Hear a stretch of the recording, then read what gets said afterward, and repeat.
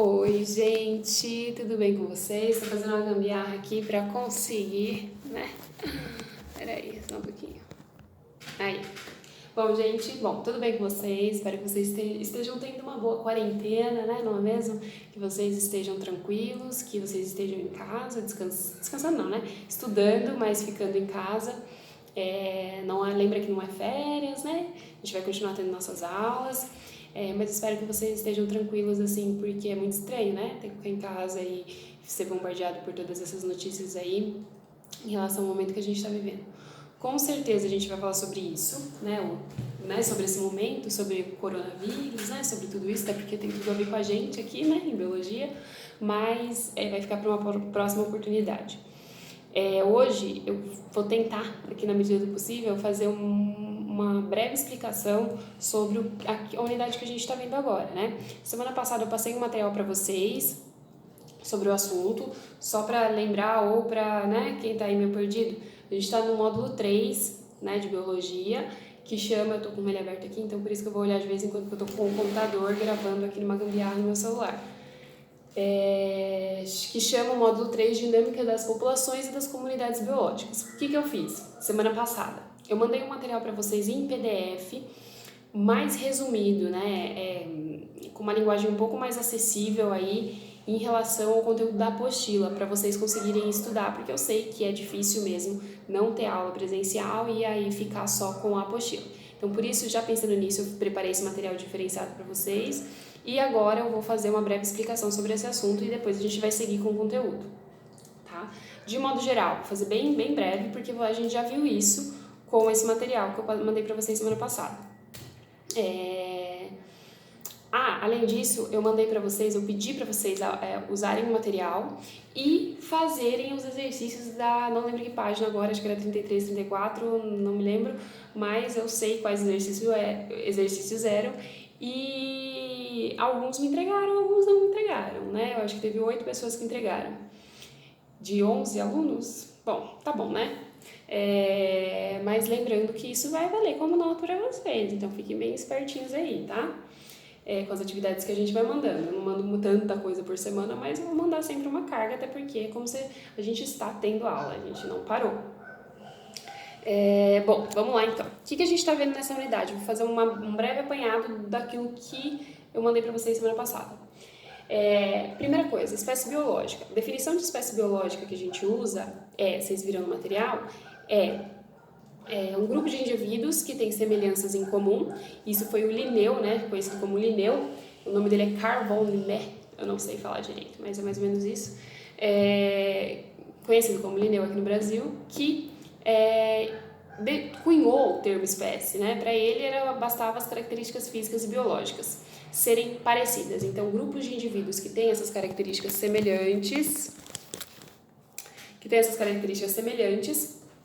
eram agrupados enquanto espécie. E tinha aquela nomenclatura que a gente usa até hoje, que é binominal, né? Binominal, né? Que é de 2 nomes. Então, o nome científico da espécie, primeira coisa, é em latim, porque é uma língua morta, o latim, então sendo uma língua morta, ele não vai ter variação ao longo do tempo, não vai mudar como se fosse no inglês ou português, enfim. E ele sempre tem 2 nomes, que é o gênero da espécie, o primeiro nome, e o epíteto específico, o segundo nome. Eu mandei exemplo para vocês no material, né? Por exemplo, Homo sapiens. Homo é o gênero da espécie, sapiens o epíteto específico. Os 2 juntos, Homo sapiens, dá o nome da espécie, em latim, né? E esse nome não muda. Uma coisa importante de falar também é que nos textos, né, esse nome sempre vai estar grifado ou em itálico. Na verdade, na maioria das vezes... Manda aqui, gente, desculpa. Na maioria das vezes, ele vai estar em itálico, que é como a gente precisa escrever para destacar do resto do texto, para identificar que aquilo é um nome científico. Outra coisa importante primeira letra é maiúscula, do Homo, né, por exemplo, Homo sapiens, o Homo é maiúsculo, a segunda palavrinha, que a gente chama de epíteto específico, o S do sapiens, segunda palavrinha, vai ser minúsculo. Isso é regra, sempre. E isso já por si só identifica o nome da espécie pra gente. A junção dos 2, tá? Não é nem só o epíteto específico, nem só o gênero. É o gênero mais epíteto específico que dá os 2 juntos o nome científico da espécie. Tá. Qual é a definição biológica de espécie que a gente tem? A definição biológica de espécie é indivíduos que têm características semelhantes, né, fisiológicas, morfológicas. Morfológicas tem a ver com forma, fisiológica tem a ver com funcionamento interno do organismo. Além dessas características semelhantes, precisa ter a capacidade de se reproduzir e deixar descendentes férteis. Ou seja, tem que ter a capacidade de, havendo cruzamento, os indivíduos que gerarem desse cruzamento precisam ter a capacidade de gerar também novos indivíduos, né? Só que existem limitações, né? A gente tem, por exemplo, híbridos, né? A gente tem animais híbridos que cruzam espécie, né, com outra espécie, por exemplo, cavalo com a jumenta, né? Dá o burro e a mula, né? Que são animais híbridos. Só que esses híbridos, eles não têm o quê? A capacidade de se reproduzir e deixar descendentes.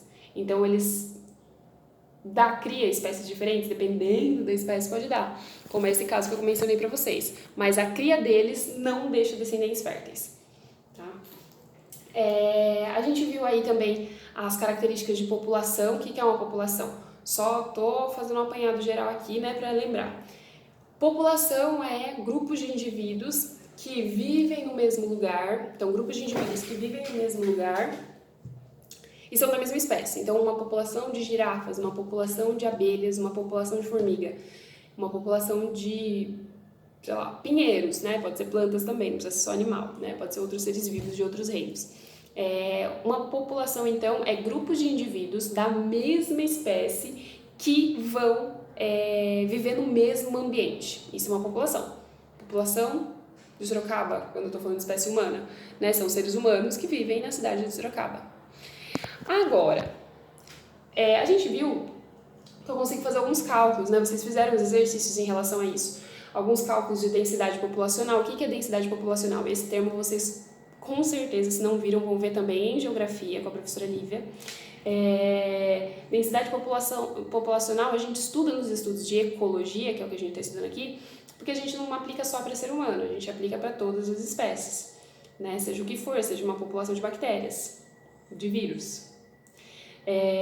A densidade populacional é o número de indivíduos que tem naquele local dividido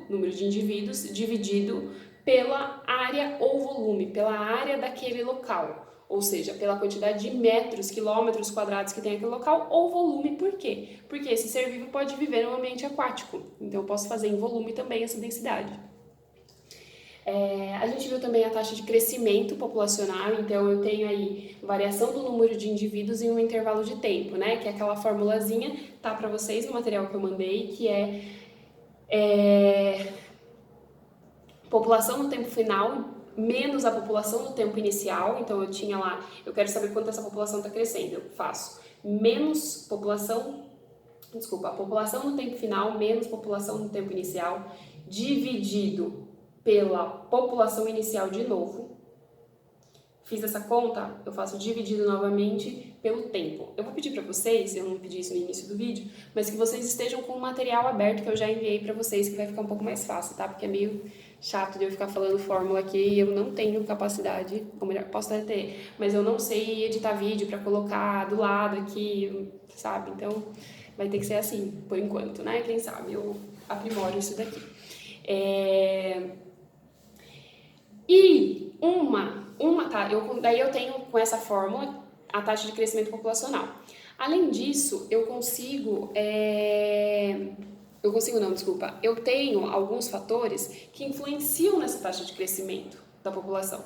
Porque se dependesse só de se reproduzir, enfim, as populações podiam crescer de modo infinito, mas isso não acontece. Eu tenho alguns fatores que afetam o tamanho de uma população. Vocês viram aí no material que eu mandei que esses fatores podem ser a taxa de natalidade, a taxa de mortalidade, a taxa de migração. Gente, desculpa que tá caindo minha gambiarra aqui hoje, tá meio... a taxa de migração, a taxa de... Ou seja, migração pode ser emigração ou imigração. Emigração quando vai para outra população, quando vai para fora. Imigração quando entra dentro dessa população. E, além disso, né, tem um gráfico que eu coloquei para vocês no material que tem lá a resistência do meio. Então, assim, toda a população ela tem uma taxa de crescimento intrínseco, que é o seu potencial biótico, o potencial de reprodução dela. Só que esse potencial de reprodução dela, ele é limitado. E ele vai ser limitado pelo quê? Pela resistência do meio.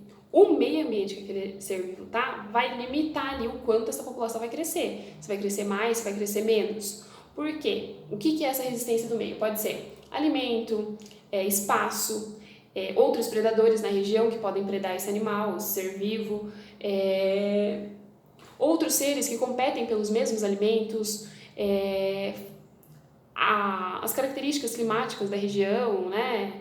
De repente a região por algum motivo fica muito seca e precisava ser mais úmida para aquele ser vivo se reproduzir melhor, enfim. Tudo isso é resistência do meio e isso vai dar uma curva de crescimento, né? Essa curva de crescimento, né? Eu tenho aí a curva de crescimento intrínseco lá no meu material e aí eu vou ter o tamanho populacional máximo que o ambiente suporta e aí eu vou ter a curva de crescimento real, que vai estar relacionado aí já com essa resistência do meio sendo aplicada. E eu tenho o que eu chamo de capacidade de suporte, né? Isso que eu falei, né? Essa linha no gráfico, essa taxa de suporte que eu tenho é a carga máxima do meio, né? A carga biótima máxima do meio, quanto aquele ambiente aguenta, a quantidade de população que aquele ambiente aguenta. Bom, isso sobre população. E o que é comunidade? Tem uma diferença aí que vocês não podem esquecer jamais. Primeira coisa, uma população, então, como eu falei, é um grupo de indivíduos da mesma espécie que vivem no mesmo local. O que é comunidade? Comunidade, na verdade, é grupos de populações diferentes, repare que está no plural agora, grupos de populações diferentes que vivem no mesmo local. Então, eu posso falar numa população de girafa? Posso falar de uma população de girafa.